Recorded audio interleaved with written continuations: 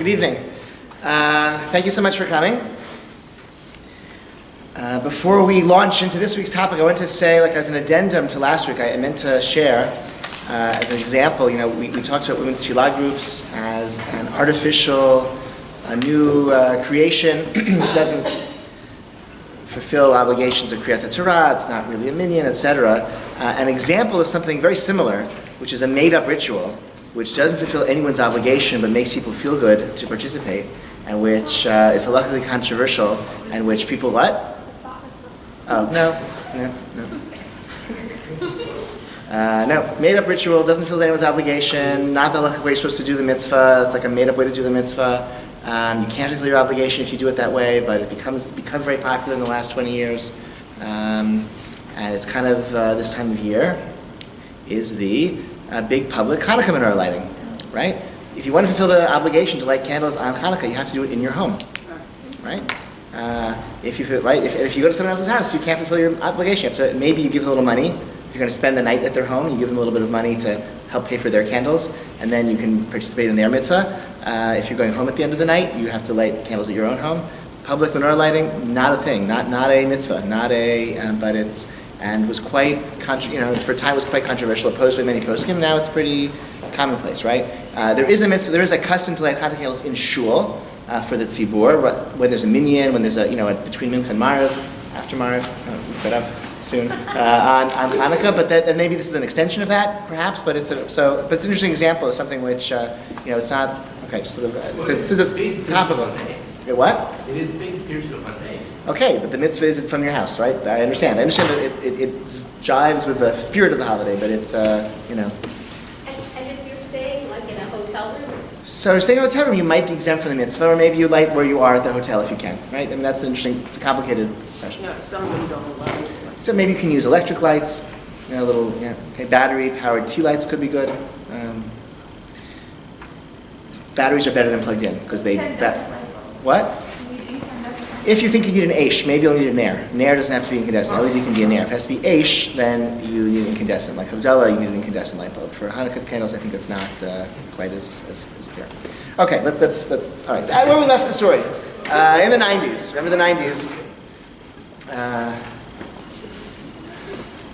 I just heard just came right here from a speaker for APAC Chicago. He said, in the 90s, everyone thought that if you do good things, everything will get better, okay? So that was the 90s, okay? So, and then the world doesn't work that way, okay? All right, so in the 90s, you had this pulamos, this polemic around women's tefillah groups, around these elements of modern Orthodoxy, and the fault line that emerged could be described in America as a divide between Rosh Yeshiva, academic, poskim located in the academy, and congregational rabbis in liberal Orthodox congregations in large cities or major metropolitan areas.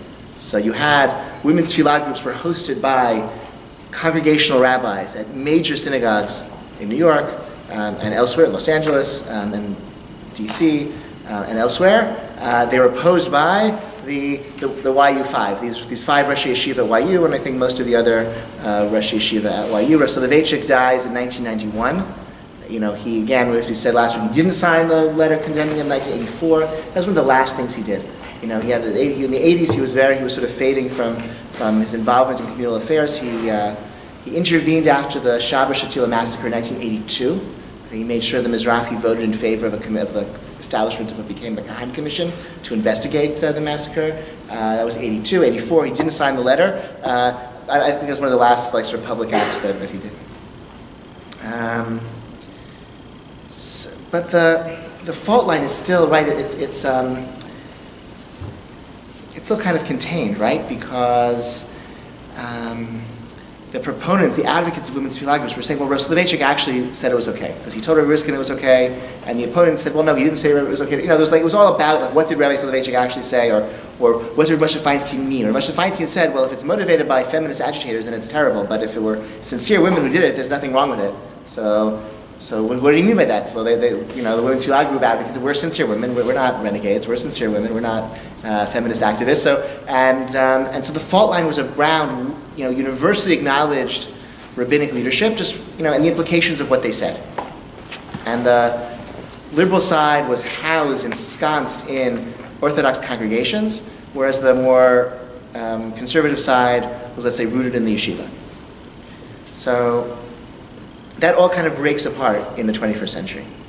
So we're going to look at through the dates, we'll look at some trends, things that happen. So you have the trends that we discussed from the 50s and 60s and 70s of Orthodox women's Torah learning and ritual innovation, which were two kind of parallel paths. We said in Israel it seemed that the learning was prominent. In America we said the stereotype was that the ritual innovation was more prominent. Those lines meld and blur into one another in the 21st century. And we'll see how that plays out as well. So 1997, we talked about this last time, the first Jofa conference. This was a massive conference, and I have it home somewhere. I was at, I think, the first, it was the speakers and the participants. These were like major congregational rabbis of Orthodox synagogues, like presented and were participating or were part of that conference.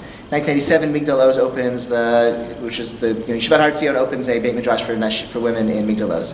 1997, the Shmat Femmes Yuetzet Halakha program to train women in Hilchot Nida and then first they operate in Israel. They have a phone line, you can call the hotline, and there's a woman on staff each night, and she answers the questions or advises, and they've since expanded into America.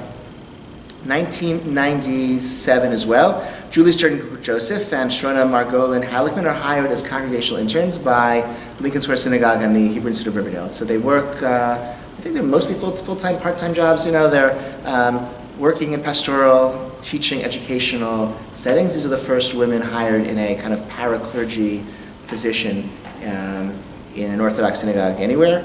In 1997, there were two. In 1998, there were two. Since that time until today, the number of Orthodox congregations that have had women on staff, either in a part-time or full-time basis, it's over 10. Maybe. Clergy staff. In a clergy or somewhat clergy, in a clerical, it's Not an office manager. No. I mean, on staff in a educational, pastoral role. And a part-time or full-time basis, I think it's over 10, maybe over 15 by now. I'm not sure. Including Canada? Including Canada. There's only Canada gets you one more, so it's yeah. But very important, actually. 1998, there's a book that's published called Jewish Legal Writings by Women. It's a series of essays. In the past, I've just talked about a very interesting kind of debate that emerges around the book and some reviews of that book and the writings about that. 1999, the first ADA conference on Orthodox and modernity. ADA is, again, sort of like this organization headed by Rabbi Saul Berman, again, who had been at Lincoln Square Synagogue. He sort of left the rabbinate, the congregational rabbinate. This is going to be an advocacy organization. It's going to be a think tank. It's going to, they're going to fund scholarship.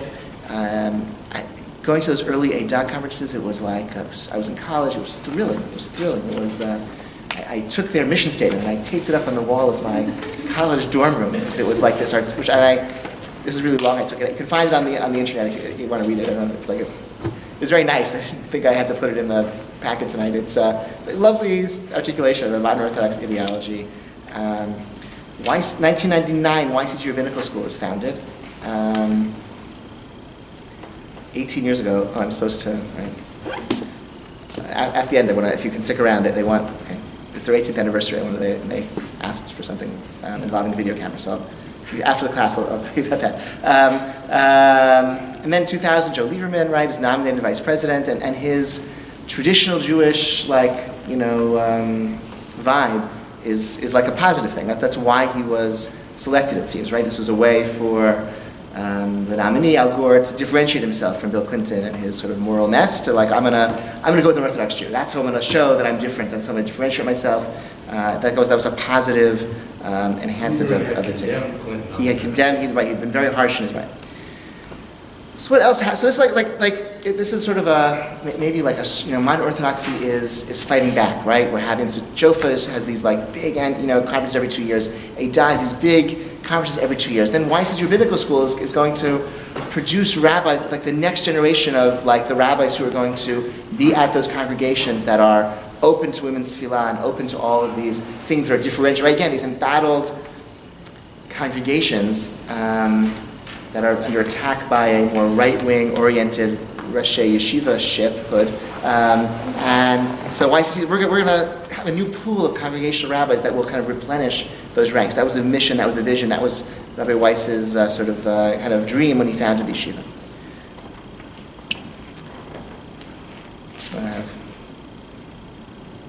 So let's pause and read a poem. Okay? Page 2. This is and by Yeats. Turning and turning in the widening gyre, the falcon cannot hear the falconer. Things fall apart, the center cannot hold.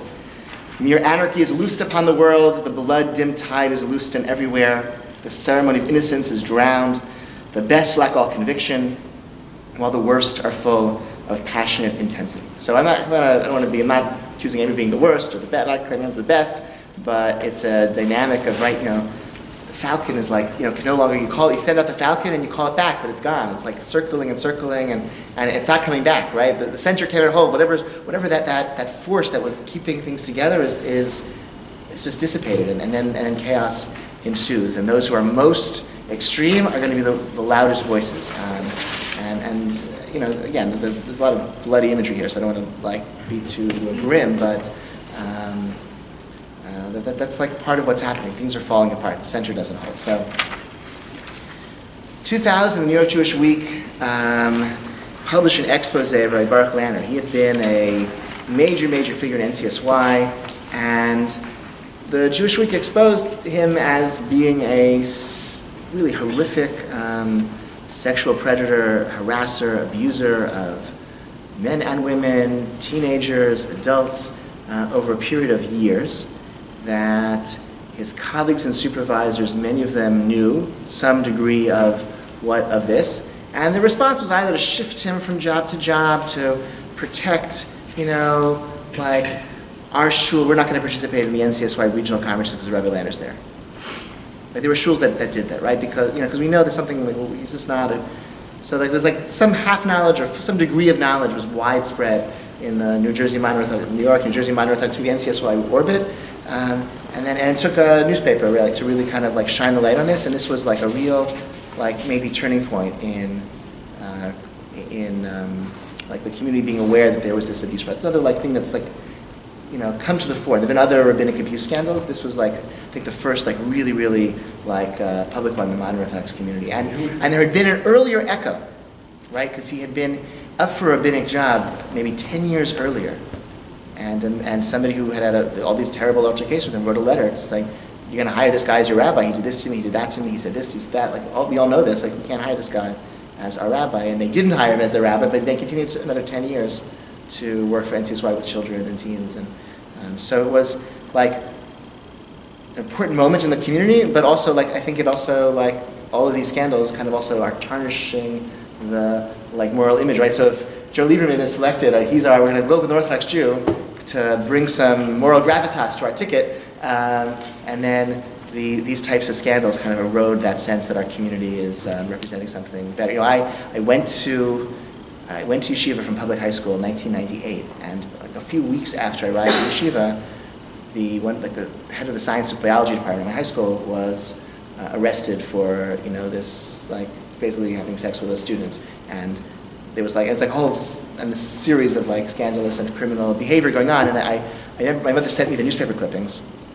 That's what you did back then. You sent me the and I read, and I was like, wow, I'm so lucky to be in yeshiva where my teachers are their intellectual role models and their moral role models and their ethical role models. Thank God all of those men still are ethical role models and as well as intellectual role models for me. I was fortunate, but not everyone was so lucky to have their rabbinic leadership be as well, emerge untarnished.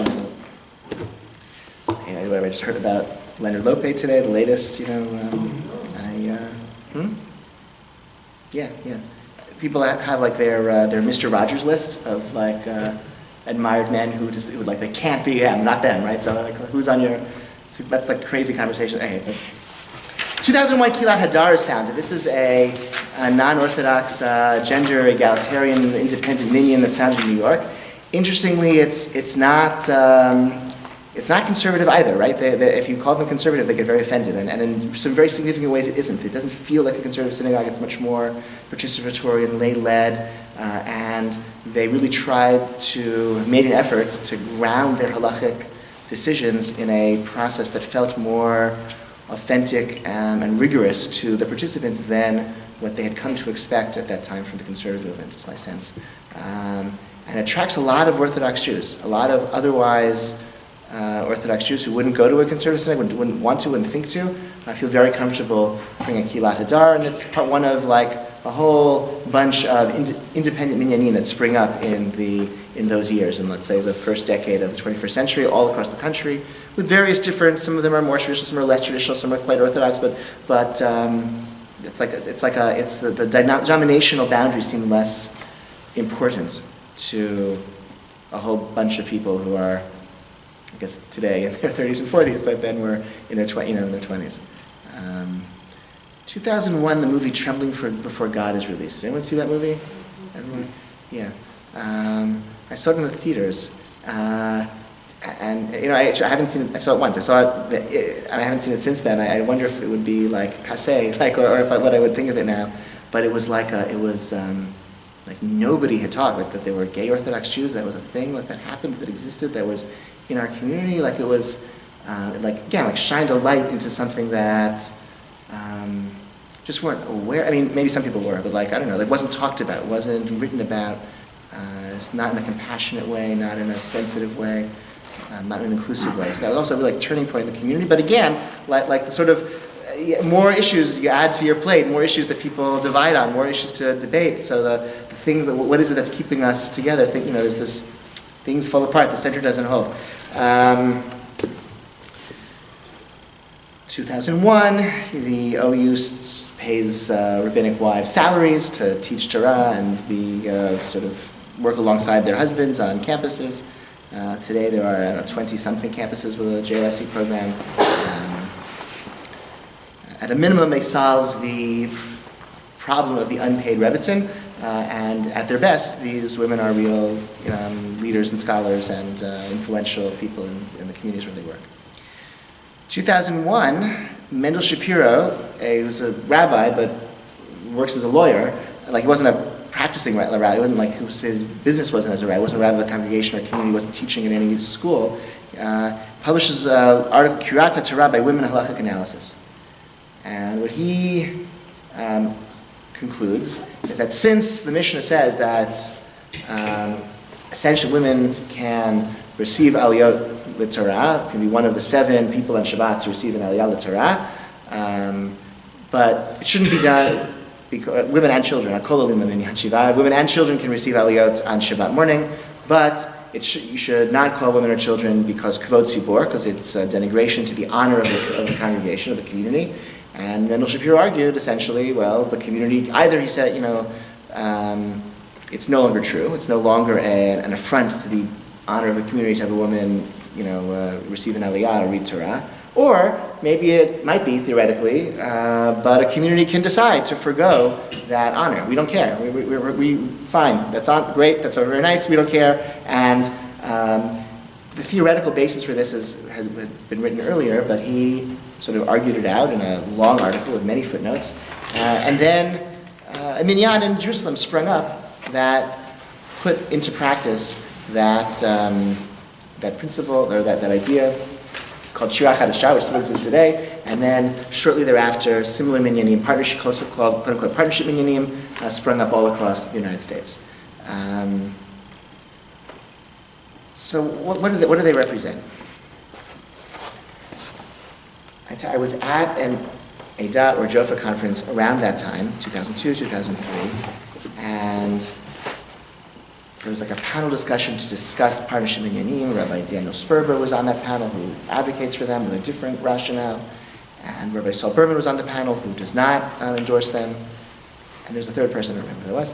I remember Rabbi Berman saying why he doesn't, how they were fighting, even though he was an advocate of women's tefillah groups, the founder of Hida, a force for modern orthodoxy, liberal modern orthodoxy, for who marched with Dr. King and Selma, a force for liberalism and orthodoxy for a generation. And he said, look, this is different from other revolutions in Jewish law and Jewish practice. It's different from the advanced Talmud study and halacha study for women, which I support and which is evolving and developing, because that had the endorsement of, they were great rabbis of like vast reputation and influence who supported that initiative, and that doesn't exist for this halachic initiative. You just don't, you made an argument, it's plausible, it meets a minimal threshold, let's say, of plausibility, but that's not enough, as Rabbi Berman argued, to act on, to divide our community. I wish I remembered more precisely. He had like 3 distinct arguments, but there's 3 ways this was different. I don't remember precisely what they were or what he said, but what I do remember is the person sitting behind me in the audience, someone turned to the person sitting next to him and said, like, he just doesn't get it. He's like so out of touch. It's like negative. It's sad how much he doesn't get it. And I was so like, it was like shocking to me. This is Rabbi Saul Berman. This is the person who's like so marginalized for his liberalism. This is the man who like sort of really, advocate for women's tefillah groups. And as soon as, he's not willing to endorse this next step that you throw him under the bus. Throw him under the bus. It's like seems like such a destructive attitude. But and I don't think that's like characteristic. I don't know, but very, very shocking to me. These partnership minyanim were not housed in any synagogue. They were not endorsed by synagogue rabbis. The women's tefillah groups did get some, maybe Rav Soloveitchik was okay with it. Maybe Rav Moshe Feinstein was okay with it. As we saw, Eliezer Berkowitz was certainly fine with them. And Rav Yehuda Herzl Henkin was fine with them. None of that was true for partnership minyanim, except for Rabbi Sperber, whose reputation until then was mostly as an academic, not as a posek or a rabbi. He's the rabbi of a small shul in Jerusalem, but I had not known that people had turned to him for Sheilot. I wasn't aware of that. I'm not aware of that. So women's tefillah groups collapse like rapidly. The constituency, either it's a younger generation that feels, a little more intense yeshiva education, and so they pour their religious energies into Talmud study, which is available to them in more, schools than was true for their mothers, or they go to partnership minyanim, which seem a little bit more, which let them, daven with their brothers and husbands and full families, and seem a little bit more authentic instead of a contrived, made-up service just for women. Let's do something which is like shul with the Kriyas Torah, and we're just going to rely on this halachic argument that allows women to participate. Yes? I went to Darkei Noam, the partnership meeting on the Upper West Side 12 years ago, and an old friend of mine there said to me, the women in their 20s, early 30s who are going here now had their benot mitzvah and women's tefillah services 20 years ago, and now they need to go beyond that to something that... Maybe, that's interesting, there was some, Rivka Hout, who we read her letter last week. She remained an advocate of women's tefillah to the end. She was I think she was like a little bit, she felt it was there's a value in women praying together just as women.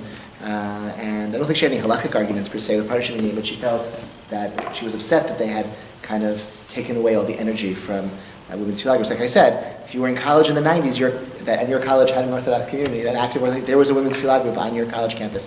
In 1997, like Club Barnes students had one every day, certainly every Shabbat. And I don't know if they exist. I don't know if anyone went to college in the last 10 years. Was there a women's tefillah group that was active on your, maybe for Purim, but otherwise just Purim? Nope, just Purim. A pen.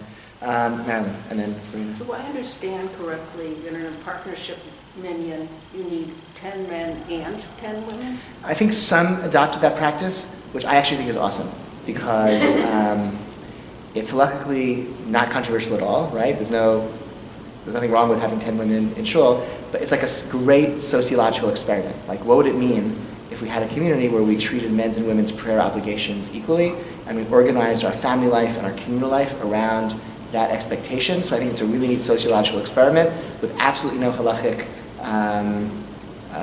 cost, because you just wait till 10 women show up. I think to do it on Shabbos morning is kind of silly, because if it's a big community, you'll get 10 minutes in women. I think to do it for a weekday minyan, to have Shabbos mincha, I think really push it. Let's try, let's experiment, let's make our community one where we play around with gender roles and see what it's like for a community where women take tefillah really seriously, and families, juggle, childcare responsibilities around that assumption. That has never been tried, but there are some which, let's say Shabbos morning or whatever they meet, or Friday night, they wait for 10 minutes. I don't think that, because there's no chief rabbi partnership. There's no authority who's telling them all how to do it. They're all lay led. They're all operating outside of synagogues. So they all have different halachic practices, and some are more traditional and some are less, and some I think have a little more rigorous halachic standards, some less. Some attract more Orthodox. Some of them they're like weekday shul is an Orthodox shul. Some of them the other shul is a conservative synagogue, and I taught a Talmud class at a conservative synagogue in New York when I was a student in New York, and it was a Sunday morning Talmud class, and the man who one of the men who organized the class, who was really devoted member of that synagogue, said, "Wow, I just was on the Upper West Side for Shabbat, and I went to Darkei Noah, and if this is where modern Orthodoxy is going, the conservative movement could just close up shop." That's obviously not everyone feels that way, but that was sort of interesting, who they were attracting and who felt comfortable there. Yes. The Orthodox meeting at Harvard Hill had that policy of waiting for 10 and 10 already 35 years ago. That did not. I was there, and that was not the case. That was In not. the 80s. No, they did not last. They did not last. Also, Yeah. one of the distinctions between some of the partnership in the Yanim, I had it on the a few years ago at Kosos on Skokie, and I was uncomfortable that the person doing the waiting was a woman. And it wasn't Interesting. exactly a mechitza at the bima. Interesting. Yeah. So it's They are on it. that's the danger when you have a novel halachic practice that, let's say, is theoretically sound, and you feel convinced by its theoretical soundness, but it hasn't been done for 2,000 years. You don't really have guidance on how to actually do it right. So there's a lot of working that through. Yes, Florina. Definition. What exactly defines the partnership? So I think so. So again, there's no one definition. Different from conservative. So there's a mechitza, let's say. Women and men would sit separately. Only men are lead tefillah. There's a but So what makes it a partnership? what? So Women get aliyot and read Torah. And maybe Pesukei Zimra. Maybe Pesukei Zimra also. The early part, the preliminary part of services. And Friday night, they'll have a woman lead Kabbalat Shabbat, and a man will take over from her. So certain roles are defined. They're working within the paradigm of Orthodox gender roles, but they're pushing. Can we make a technical argument that allows women to do even these more expanded parts of the service? Today was the only woman at Mincha Mar. Yes. Most No. days- Yeah. I know. If we had to wait for 10 women, nobody would be able to say cash. Well, our community is not ready to make that experiment. Try that experiment. That would not work for our community right now. But there are, the people are there, right? The people are Not there. all partnership minions do that. Yeah, I know. It's I think, not all. Not all partnership minions expect 10 to 10. Yeah. And is Kosovo the only one in Chicago? Yes, Coast is on the only. Yeah, there's one briefly that met in Bucktown, I think, or Wicker Park, but But I heard that they Yes. have a minute but they open it during certain times, they close it during. It's I don't know. I've never been there. I can't. I don't know. I don't know. It could be for Bar Torah, but I've been to completely modern Orthodox schools that Where they do that too. of, Yes, yes. Bar Torah, Yes. they push it away. Yes, I say we don't need to do that here, but that's. Yeah. 2004, Yeshiva University opens its graduate program in advanced Talmudic studies at Stern College. Again, another institute. This was actually the first postgraduate institution for where women can learn Talmud and Halacha in the United States under Orthodox auspices. 2005, Dina Zimmerman publishes a lifetime companion to the laws of Jewish family life. She's a Yoetzet Halacha from that early class of Yoetzet Halacha. She's also a doctor. I think that's the first book on Halacha written by a woman in the history of the Torah. Okay? Unless you can think of something else. It's a decent book, right? It's a very good book. It's a very good book. she has a interesting, she really likes the tour for some reason, but it's a... 2006, Rav Shimon Gershon Rosenberg dies, and after his death, he died of cancer at a very young, in his 50s, young man. After his death, as Rav Shagar, his writings begin to be published by his students and spread. He is the modern Jewish thinker who grapples with postmodernism and what does it mean to live a life of faith and Torah and mitzvot in a postmodern age. And so again, sort of paradigms breaking down. Instead of the conversation about Orthodoxy and modernity, now it's Orthodoxy and postmodernity. different types of questions. And people in the shul have spoken about him, in the last couple of months. In the last month, it's been like this. Everyone's talking about Rav Shigar. It seems on the internet. It's like, if you're cool, you got to talk about Rav Shigar. I don't think he was so famous when he was alive. He published very little in his lifetime, but it's now if you're with it and in the sort of Orthodox world, you have to read Rav Shigar. But I don't want to be facetious. It's deep. What are his thinking? I don't want to do justice. I can't do justice to it in this format. In this time, I would say there's a lot of his writings have been discussed and summarized in the last month in English. A book of his writings was just published in English 6 months ago, maybe. And on the internet, if you go to the Lair House, there was 5 or 10 essays talking about Rav Shigar. And Alan Brill just published on his blog an essay by Rav Shigar on Hanukkah. So it's very timely. And you'll get a sense of how he's different from, the earlier paradigms. Right? I mean, modern Orthodoxy, let's say in America, characterized by Rav Soloveitchik, who studied, in Berlin in the 1930s, his son Rav Lichtenstein, who studied in Harvard in the 1950s. So, intellectual life has gone in different directions since. Where was Rav Shigar based? He was based in Israel. I don't think he had an advanced university education. I don't think he had an advanced degree. So it's sort of interesting, some would say maybe he misread some of the postmodern thinkers that he used, but he misread them in very creative ways, in very productive ways, okay? He didn't speak French. I don't know that he did. Maybe, I'm not sure, I don't know. So that, I forget who said that line, it's a great line, right? He misread Lacan, and maybe he misread Derrida, but he misread them in productive ways, okay? And so that's the whole thrust of postmodernism, though, is that you can misread, yes, that's right. It's still meaningful somehow. Right. So it's not right. Completely. You're not a postmodernist. No. Okay. He thinks it represents a way for Orthodoxy to break through kind of stuck paradigms and find a grounding for, again, a devotion to Torah mitzvot in a world without clear definitions and foundations. 2006, ADA ceases operations. They say, well, now that YCT exists, now that JOF is strong, now that all these other schools are flourishing, now that Yeshiva University has, invigorated its roots and devotion to modern Orthodoxy, we don't have to exist anymore, and they close shop. I suspect it had a lot to do with that. They lost some of their funding. I think it was.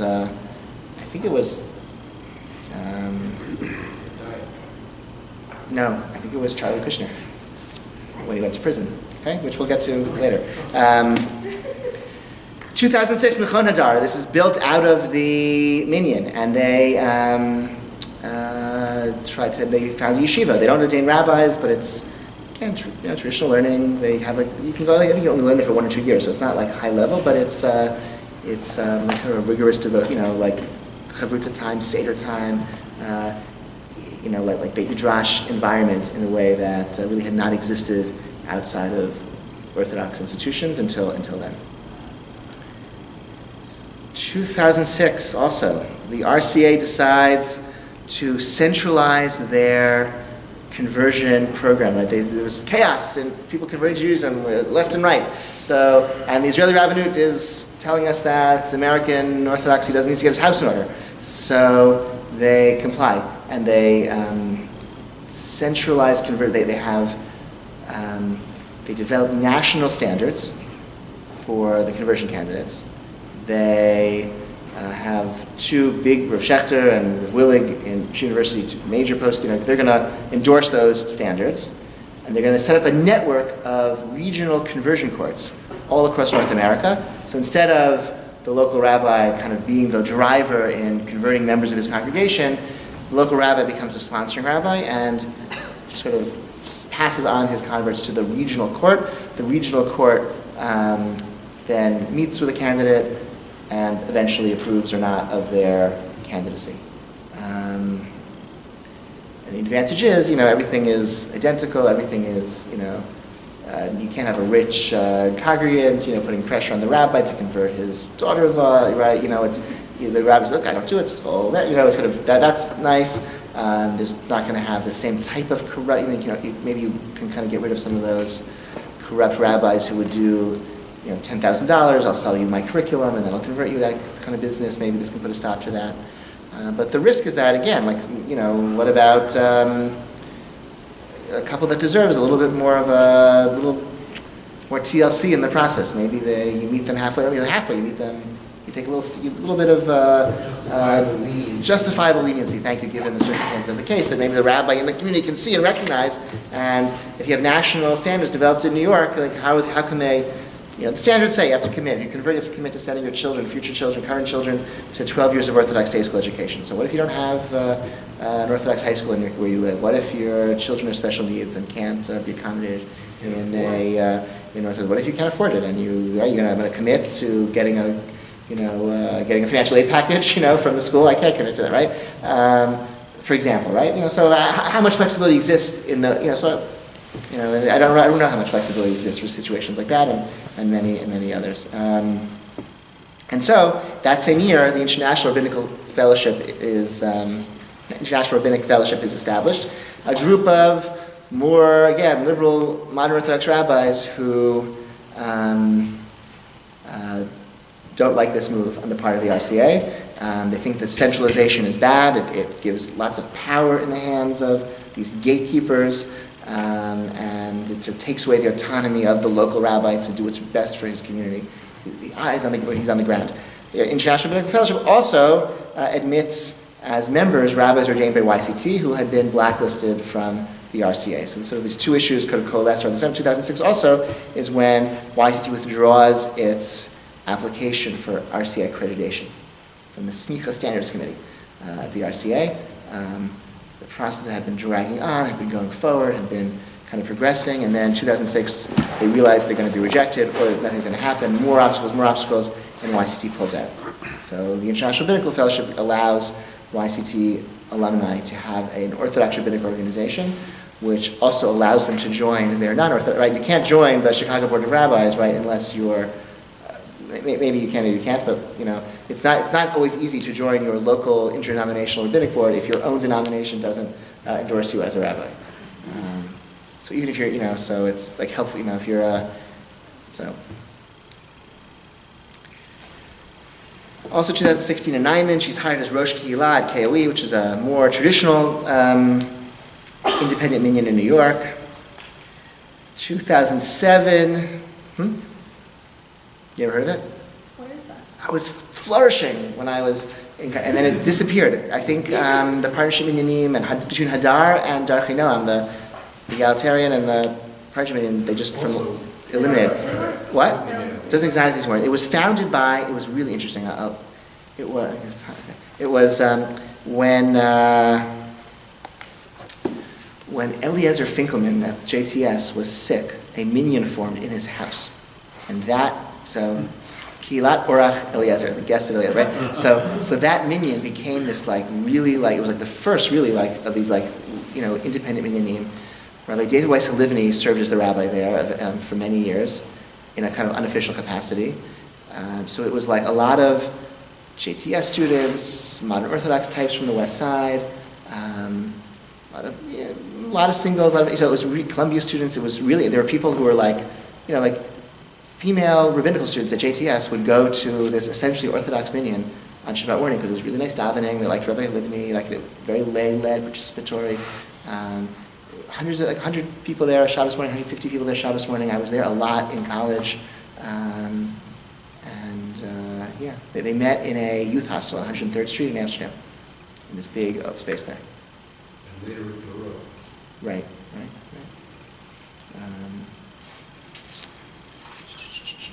And they had a crucial moment about 12 years ago, before we made Aliyah, whether to have sometimes partnership minyanim. Oh, yeah. And he said, as he did in the debate in the late 70s about women's ordination at JDS, when he was there for the Columbia, he said, partnership minyanim are halakhically justifiable, but sociologically we shouldn't do this here now. And the congregation accepted his psak, and they all left. Right. 2007, you have a Haredi broadside against YCT Rabbinical School and Liberal Orthodoxy. It starts in 2007. It continues up until this very week. We see, every couple weeks or months, the Haredi newspapers write these over-the-top attacks on various elements of Liberal Orthodoxy.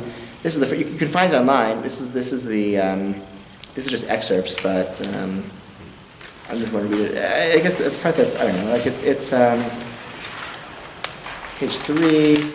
Yet Ted has examined reams of documents on public record about some of YCT's activities over the past couple of years. Suffice it to say that even a fraction of the documents on record make it sufficiently clear YCT is far beyond the pale of orthodoxy. In fact, the writer feels that YCT is a greater threat to orthodoxy than Reform and Conservative due to their constant refrain that they're orthodox, where they espouse positions that are held decidedly unorthodox and even anti-orthodox. Whereas it is clear to Orthodox Jews that Reform and Conservative approaches have no relationship to authentic Judaism. Their position is not as clear vis-a-vis YCT because of the pains they take to assume the label of Orthodox. The purpose of this article is to set forth some of the statements and practices of their leaders, founders and Rosh Hashiva, as well as some of their musmachim, and let our readers judge whether this aberration has any true connection with normative Orthodox Judaism. What is YCT's approach to pluralism, to collaboration and cooperation with conservative reform and reconstructionist clergy movements? And they go through whatever. They go through the look at the top right. The transgressions span many areas, but are particularly egregious regarding issues between pluralism, interfaith relationships, and Bible criticism. Rahman al-Islam. The last paragraph on page 3, which is another question that cries out for an answer, is if YCT is an Orthodox Yeshiva, why is its faculty full of Reform and Conservative rabbis? Just one example of a YCT faculty member's credentials. Teacher of the history of Halakha, Rabbi Jonathan Milgram, whose bio on the YCT website sets forth. Rabbi Milgram is assistant professor of Talmud and Rabbinics at the Jewish Theological Seminary and specializes in lower and higher criticism of Babylonian Talmud and the intersection between these studies and the historical development of Jewish law. He was a great teacher, very firm man. Was an assistant rabbi at an Orthodox shul. Went to origination from. Yes, you have been seen right. YCT teacher of the history of Halakha is a professor at the Jewish Theological Seminary, the flagship school of the conservative movement. His specialty is lower and higher criticism of the Babylonian Talmud. We will not venture what criticism of the Babylonian Talmud means for fear that finding out might require rending our garments. Okay, Talmud, right? It's like, right. That's a good one, right? So Talmud criticism is not theologically problematic. It means it's like looking at manuscripts. The Vilna Gaon did it. It's higher criticism is not theologically challenging. And Rabbi Milgram is an Orthodox rabbi. There are Orthodox. JTS is an academic institution. They have faculty members of different religious beliefs. Okay. So, and there were responses and back and forth, but that kind of started then. And part of the purpose maybe of this was to push YU RCA to kind of listen, these guys are in your backyard, so you take responsibility, get your house in order, RCA YU. That was, I think, part of the part. I think some more centrist Orthodox leaders saw this as this is ridiculous. These people don't know anything about our community. They're not qualified to judge our community. I think others said, oh yeah, these are real. Somebody said to me, well, there's smoke, there's fire. That's what someone said to me. There has to be something there. 2009, Sarah Hurwitz is certified as Maharat. She had been a graduate of the Sheikh. She was at the Scholar Circle with Sarah, actually, and finished the Scholar Circle, the 3-year program at Risha. She then learned independently. She, was then hired to be a congregational intern at the HIR, at the Weiser Shul, and then she studied independently to kind of shore up her knowledge and take halacha exams, and she is given this title of Maharat at the end of her studies, which was a made-up title. It stands for Minhiga Hilchatit Ruchanit Toranit, something like that. Okay, like a spiritual Torah advisor, leader. Okay, and then she founds a small yeshiva to train women in this path to serve in Orthodox congregations. When the school starts, they say the mission is to confirm women in leadership positions in Orthodox communities. When the first class graduates, 4 years later, they are ordaining them, right? And that was a shift that the school made at some point in those first 4 years. 2010, she just doesn't like the name Maharaj. People are making fun of it. They don't know what it means. And so she adopts the title Rabbi, which is, I think, a sort of feminized version of rabbi. And Rabbigate ensues, right? There's a real little tempest around that. Rabbi Weiss is threatened with expulsion from the RCA. There is people leave his shul. It's very, very fierce fights. You've gone too far, and this prompts. And at the RCA convention later that year in 2010, There's, somebody makes the proposal is going to be voted on to expel, from membership anyone who ordains a woman, and Rabbi Weiss kind of backed down, so I'm not going to call anyone else Rabbah anymore, just her. And the RCA as well, okay, we thank you very much, and then that kind of diffuses the effort to kind of expel Rabbi Weiss from RCA. So maybe there's peace because they're going to back down from that title. The RCA adopts this convention resolution in 2010, which goes as follows. This was passed without opposition. Okay, because it was like, oh my gosh, let's like put the lid back on. It was so the tension was so fierce. Can we put the lid back on this? And can the center hold? Can we keep these currents that we've leashed the Falcon circle? Let's try to put the lid back on. And this nobody voted against this who was there.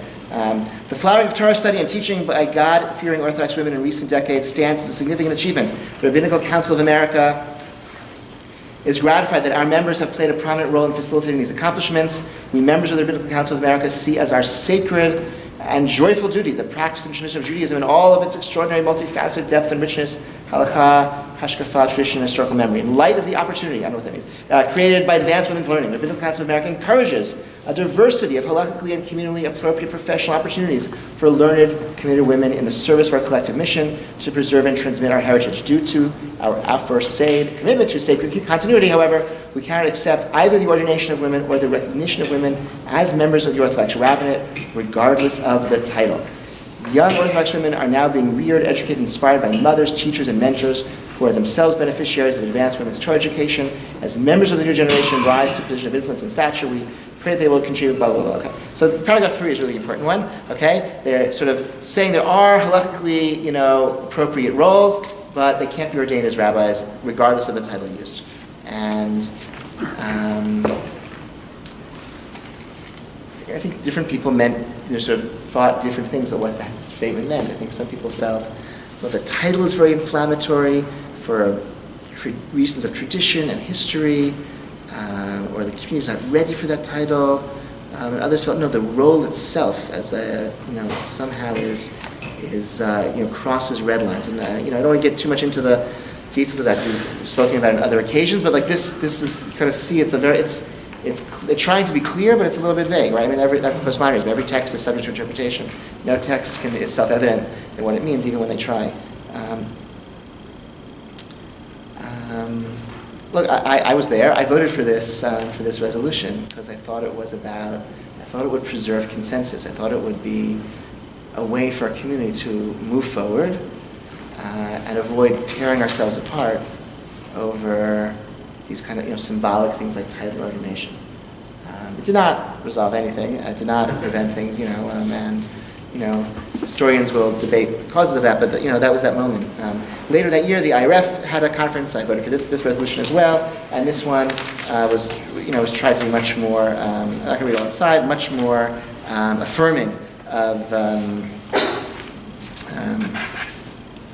women serving professionally in the Jewish community. You can see in the bottom of page 5, as teachers of Torah, persons who can answer questions, clergy who function as pastoral counselors, as spiritual preachers and guides, as spiritual guides and mentors helping arrange and manage life cycle events, as presidents and full members of the boards of synagogues and other Torah institutions. So there are people who voted for both resolutions and didn't see them as contradicting one another, which is sort of interesting. It seems a little naive in retrospect. Because I think the RCA is really women can't be ordained as rabbi regardless of the title, right? I mean and here saying, this is saying title doesn't matter, just like all the roles of all the individual roles of a rabbi a woman can do. It doesn't directly address the issue of title and ordination. That's true, but I guess that could be like the divide. Women can do everything rabbis can do and be paid for it. They just can't call themselves rabbis. Right? Most of the RCA say posketing halachic questions. I don't know. I don't know most. I don't know. I don't know most. I don't know. It's not really posketing, it's just... Well, so if you're in a shul and you say, do you say Tachunin on Erev Pesach Sheni? Like, is that pasketing a shaila? That's like looking up, or the answer, or you look up the answer. You know where to look it up. I don't know if it's pasketing a shaila. Some things, it's like It's gray areas. Okay, 2010 also. 2010 in the summer, there's a conference at Yeshiva University. A couple of gay undergrads are on a panel talking about the experience of being gay and Orthodox. Some of the Rosh Yeshiva are like outraged that this took place at YU on campus and condemn this panel, and that sparks three of my teachers, Rabbi Nati Helfgott and Rabbi Aryeh Clapper and Rabbi Yitzi Blau, to organize the writing of a statement of principles on the place of Jews with a homosexual orientation in our community, and they managed to get, it's not all of it, you can find it online, this is some of its passages, they managed to get like hundreds of rabbis, professionals, psychologists, Rosh Yeshiva teachers to sign on. Not just the usual suspects. They get some like people with some little mainstream credibility agree to sign. Also, it's kind of a dated it's 2017. I don't know. It's very clinical. It uses language that's kind of archaic. But I think it was very good in that it got people with real actual influence and importance agree to sign it. And there are people who wouldn't sign it. So meaning they were just ambitious enough in what they were going, meaning like if everyone agreed to sign it, then it was meaningless. So there are people who wouldn't sign it because it said things that, and there were a lot of people who did, who I think have a lot of credibility. I signed it in 2010. And you can see some of the, I selected some of the passages. You can read it online and see who signed it, who didn't sign it. You can reject, change therapy. It says you can, choose, you can't, if you want to be out of the closet, be out of the closet. If you want to be in the closet, be in the closet. You can't, pressure anyone to make that choice. Full members of the community, participate in any, ritually in the community. But no, 11, halachic Judaism cannot give its blessing and imprimatur to Jewish religious same-sex commitment ceremonies and weddings, and halachic values prescribe individuals and communities from encouraging practices that grant religious legitimacy to gay marriage and couplehood. So that, I think there's been some erosion on that, or evolution on that principle in the 7 years since that was published. That's 2010. Okay, it's 8:55. I may ask for some 5 extra minutes, okay? Because we started at 8:05. If you need to leave, you can leave. I won't be offended, okay? But, 2010, Midrash Lindenbaum launches Academy for Halacha Leadership in Israel. Beit Shah launches Advanced Halacha Program for Women. Migdal Oz launches Advanced Program in Talmud Halacha. 2013, Yeshivat Marat ordains the first class of 3 students, even though when they opened, they were going to confirm students. 2013, Project Tabs, Turn Biblical Scholarship, launches thetorah.com, a website trying to evangelize biblical criticism, high biblical criticism among Orthodox Jews, and to say that you can be an Orthodox Jew and also believe that human beings wrote the Torah over a period of centuries. Huge furor, and big polemic ensues in 2013. Again, like another sort of thing that we all had agreed on within modern Orthodoxy. Now there are those who are embracing the project of biblical criticism from within our community and claiming to be part of our community, and others who, maybe say, well, I don't believe in, I believe that God gave the Torah to Moshe in all at once, but, I don't think those other, I don't want to go after those others. I'm against heresy hunting, I'm against that. Jim Kugel says. Lots to be said. 2013, Aryeh and Dov Frimmer, they publish a lengthy critique of partnership meaning. These are the 2 brothers, the Talmidei Chachamim, who are professors in chemistry. They publish a long article condemning partnership. These are the ones who 10 years earlier had written the definitive article establishing the halachic validity of women's tefillah groups. 10 years later are now, on the other side and condemning in very strong language partnership minyanim. 2014, Rabbi Frindel is arrested, charged with voyeurism after hidden cameras were discovered in the mikveh of congregation. Rabbi Frindel was in charge. It was again sort of the erosion of the moral authority of he was in charge of the RCA's conversion system, right? So he directed the network of conversion courts across North America, and he was a scoundrel and a really an abusive man, and. He was the one who designed our Eruv very poorly, apparently, as we know, right? I shouldn't say that. No, now it's a much better place now than it was, right? So in terms of what that does to a sense of, again, it's like the moral authority of a community, right? Of the leaders, we look up to them, they guide us, they're boundary drawers. He was the one. He was a boundary. He was a line drawer. He was saying, this is gatekeeper to Judaism, and also he was against partnership and he wrote articles condemning them, and he was like engaged in this polemical fights about the definition of modern Orthodoxy, and when someone like that, a figure like that, is exposed as having this terrible weakness or terrible dark side of his personality, it erodes like faith in the community itself for some. 2014, Malka Peterkovsky publishes a book, Mahalechet B'Darka, I think the first book of Sheilot and Shuvot ever written by a woman in the history of Sheilot and Shuvot. 2015, Rabbi Herzl Hefter, with an E, right? An A, who, incredible CV in the elite of the modern Orthodox, was at Gush and was for 10 years sitting in the Beit Midrash there, taught at Lindenbaum, and then he established his own small institute and ordained 4 people, 2 men and 2 women. And I think he was quoted in the press. I didn't ordain, Rabbi, you're ordaining women. He said, I don't ordain women, I ordain people. I don't ordain women, I ordain, 4 people, 2 men, 2 women.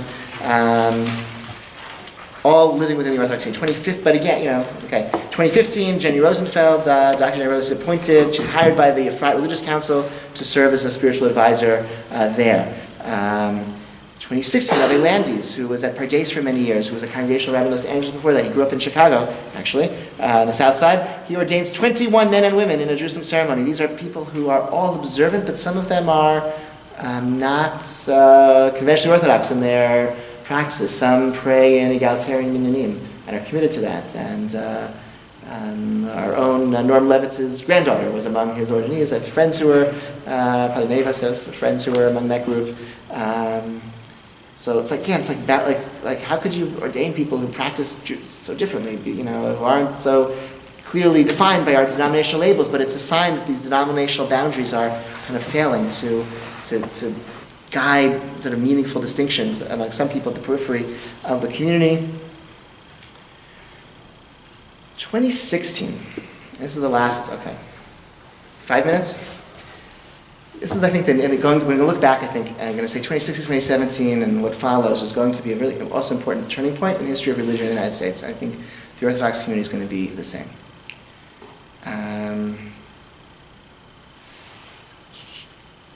Let's read page 7. This is Rob Dreher is a very important evangelical. He's not evangelical.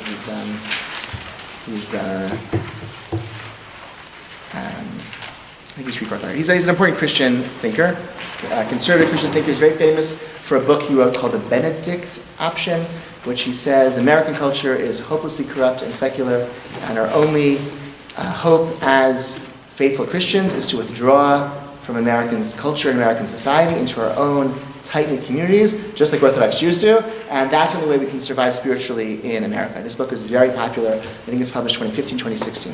Very important Christian religious book of recent years, which I haven't read. He wrote the Nashville Statement. The Nashville Statement was a statement issued in 2017 by a large group of evangelical Christian thinkers, pastors, I don't know, sort of affirming a right-wing Christian approach to homosexuality. And you can read it online if that interests you. Rob Dreher wrote an article in the American Conservative in September 2017 evaluating the Nashville Statement and what's good about it, what's bad about it, should we sign, should we not sign, what does it say about the state of American Christianity. And then he wrote about a meeting he had with some pastors about the Nashville Statement, and this is the end of the article. A couple of people in college ministry were at the table. They said that it is impossible to overstate how alienating the enthusiastic support their parents gave to Donald Trump was to their students. A number of college students have left the church entirely over it. How is that possible? I asked one of the campus ministers. How did you decide to leave Christianity altogether over who your parents voted for? That makes no sense to me. He said that in evangelical circles, it's common for college students to be skeptical at best of their parents' theological views. For a lot of them, their parents' backing of Donald Trump made everything they had been taught as kids about Christianity a lie. Their parents were the primary face of evangelical Christianity to them, and to see this happen was shattering. They concluded that Christianity must be all about the economy or tribalism and so forth. One pastor said that a young man he ministers to in college posted a criticism of Trump on Facebook and was cut off financially by his parents because of it. Listening to these pastors and lay people talking about the Trump effect on younger Christians was quite sobering to me. An older pastor said that it is impossible to separate the national statement from the massive support white evangelicals gave to Trump. Impossible to separate, I mean, in the mind of the young. But Russell Moore signed it, and other Trump critics among evangelicals, I said, I know and have tried to tell people that, said this pastor, a conservative evangelical. It doesn't matter to them. All they see is a bunch of leaders of a movement who voted for a sexually corrupt man like Donald Trump are now trying to take a public stand on sexual morality for gays. It's totally hypocritical to them. I don't know how the national statement drafters and signers didn't see this coming. So this is being talked about and noticed even in evangelical circles. I think a similar dynamic could happen or is happening in this community. Following the November 2016 elections, a number of people in this congregation told me that they felt that it was a spiritual crisis for them. That like they couldn't be part of an Orthodox shul because they couldn't, because they have liberal worldview in certain ways. There's certain things that are really important to them, and they can't compromise on their values because they see them as being threatened and rejected by the country. So they can't. For some people in this congregation, affiliated with Orthodox shul is not an obvious natural choice for them. It's a compromise among several values that they have, conflicting values, and they can't compromise anymore because we need to actualize or to live out our values and more fully. It's hard for them. It's hard for them also because there's a perception that the Orthodox community supported Trump in large numbers. No one really knows. A lot of people claiming that the Orthodox community voted for Trump are people who are trying to paint the Orthodox community in a negative way. So critics of Orthodoxy are saying that there's no good data. It seems Orthodox, the heavily Orthodox neighborhoods, Haredi neighborhoods in Brooklyn, voted against Trump in large numbers in the primary, but they voted heavily for him in the general election, although less so than they voted for Romney. So, but certainly Orthodox communities are more supportive than the broader Jewish community, which is pretty unfavorable. And there's some evidence that the Orthodox community has maintained its support for him, whereas his popularity is pretty low amongst other Americans. So this is also hard, right? It's which is not so that the hardship of like crisis of that. It's also a hardship of like something which is so. I mean, like the Orthodox community was like right-wing politically for a generation, and there were people who didn't fit in, and they sort of dealt with that. I think this has taken it to like another level of the degree to which the dissonance is even greater, and that element of the hypocrisy, right? Because it's not just I like social welfare, and so I like Democrats, and my Orthodox friends don't, and that's a little awkward for me. This is my community teaches me things about kedusha and about loyalty and about sanctity of the human body, and we educate our children that way. We tell kids in our school system that boys and girls can't be, have to sit in separate buses when they go to the Shabbaton, and we have chaperones patrolling the hallways at the, on the high school Shabbaton, and then, we're going to, how can we rally behind, an admitted, sexual predator? How can the hypocrisy, I think, is more than just the dissonance. Dissonance, we all, hopefully, to live a rich life means you end up in places where you're the only one who thinks a certain way. I think that actually makes you a better person, to be the right-wing person among very left-wing circles, and then to have some experience to be the left-wing person among very, that's healthy to kind of, but I think that the element of hypocrisy, I think, is a crisis for some, and we see, there are 4 or 5 secret Facebook groups that I know of liberal Orthodox Jews who are sharing, commiserating with each other, supporting one another, sharing, articles that they're afraid to share on their public Facebook feeds, and bemoaning what their rabbi said in shul, and and I think it's an interesting time for our community. I don't know where it will lead, and hopefully the community will survive. I think in general, I think it's a good thing that modern Orthodoxy is maybe the only religious group in the United States where there's political diversity anymore. I think it's a good thing, but I think things have been, like everything else in America, things have been unsettled, and when we look back, I think will find this moment to be a striking. And so the timeline, it's, the RC, the OU and the RCA have endorsed David Friedman to be the American Ambassador to Israel. They endorsed Betsy DeVos. And today, I think maybe it's last, just today, the RCA, praised Trump's Jerusalem declaration. Maybe you can put that here on the, there it is, at the last, there's the last page of it, right? So take it, right? So that, when the RCA congratulates the president, I think there are younger members of the Orthodox community who feel like alienated from the rabbinic leadership, even, God forbid, alienated from Israel over this type of dynamic. And I've seen that as well among students of mine and people I know. So it's an interesting moment. On the back, I gave you a selected bibliography for some of the sources that I used to research, especially the earlier 3 classes. And thank you for coming and thinking, and we'll continue these conversations in the coming days, in the coming months.